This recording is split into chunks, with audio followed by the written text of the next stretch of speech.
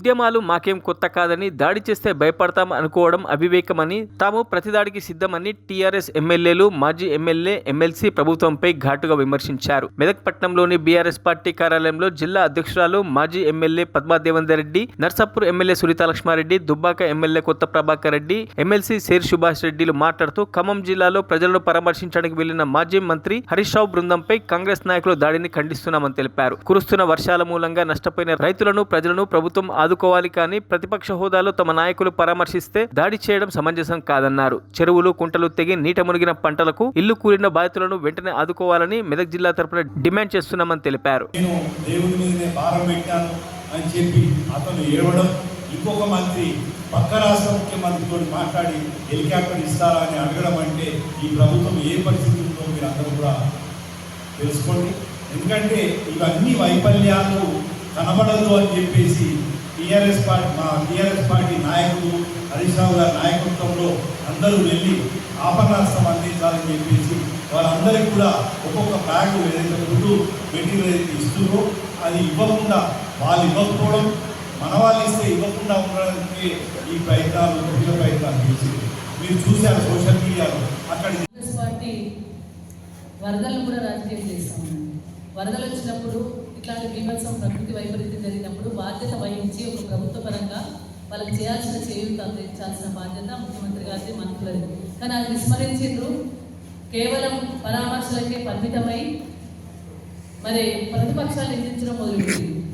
గతంలో ప్రతిపక్ష అధికారంలో మేము ఉన్నప్పుడు కూడా కేసీఆర్ ప్రభుత్వాన్ని నిందించడమే పనిగా పెట్టుకున్నారు. వాళ్ళకి అధికారం ఇచ్చి, వాళ్ళ అధికారం పట్టం కట్టి, వాళ్ళ అధికారంలోకి వచ్చినాక కూడా ప్రతిపక్షాలను తిట్టడమే మొదలు పెట్టుకున్నారు. అంటే వాళ్ళ నైజం ఏంటి? కేవలం ఎదుటోళ్ళని తిట్టి పబ్బం గడపడం, ఎదుటోళ్ళ మీద దోషేసి పబ్బం గడుపుకోవడమే రేవంత్ రెడ్డి గారికి వచ్చిన ఒక పెద్ద విద్య. ఆ విద్యనే ప్రదర్శిస్తూ ఉన్నారు. మేము ఒకటే కోరుతా ఉన్నాం, వరదలు వచ్చినప్పుడు అందరం కలిసికట్టుగా పనిచేసి వాళ్ళకి భరోసా ఇచ్చి, ధైర్యాన్ని ఇచ్చి ప్రజలను ఆదుకోవాల్సిన బాధ్యత ప్రభుత్వం మీద ఉంటుంది. కానీ ప్రభుత్వంలో ఉన్నామని మర్చిపోయి ప్రతిపక్షాలను నిందించడం, ప్రతిపక్షాల మీదకి ఉసిగొల్పడం కార్యకర్తలు.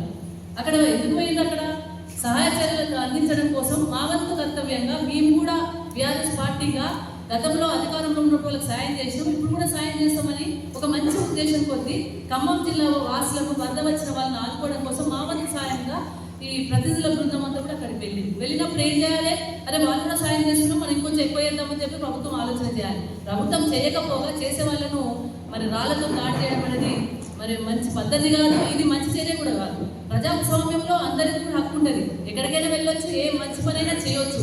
అలాంటి మంచి పనిని హర్షించాలి, మంచి మెచ్చుకోవాలి, లేదంటే బాధ్యత పోటీ పడి పనిచేయాలి.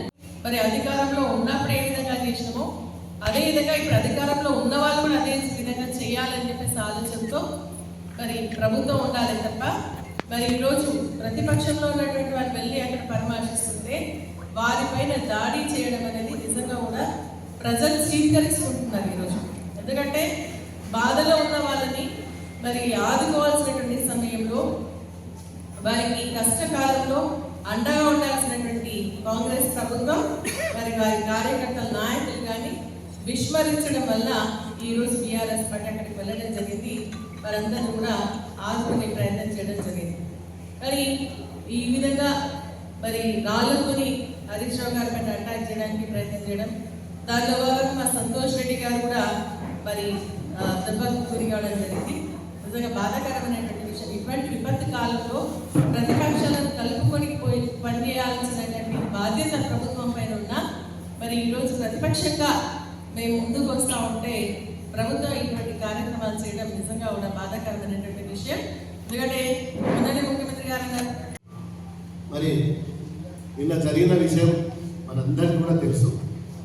దాన్ని పూర్తిగా ఖండిస్తూ మరి మొన్న జరిగిన ఏదైతే ఖమ్మంలో అంత పెద్ద ఎత్తున వరదలు రావడం, వాతావరణ శాఖ కూడా హెచ్చరించిన మరి నిర్లక్ష్యం చేసి అది ఏడ బట్టబయలవుతుందో మరి మహిళ వద్దకు నేరుగా పోయి మరి బీఆర్ఎస్ పార్టీ నాయకులు ఎక్కడైతే నిలదీస్తారో, బయట పెడతారో అని చెప్పి ఒక భయంతో మరి నిన్న దాడి చేయడం అనేది ప్రజలందరూ కూడా గమనిస్తున్నారు.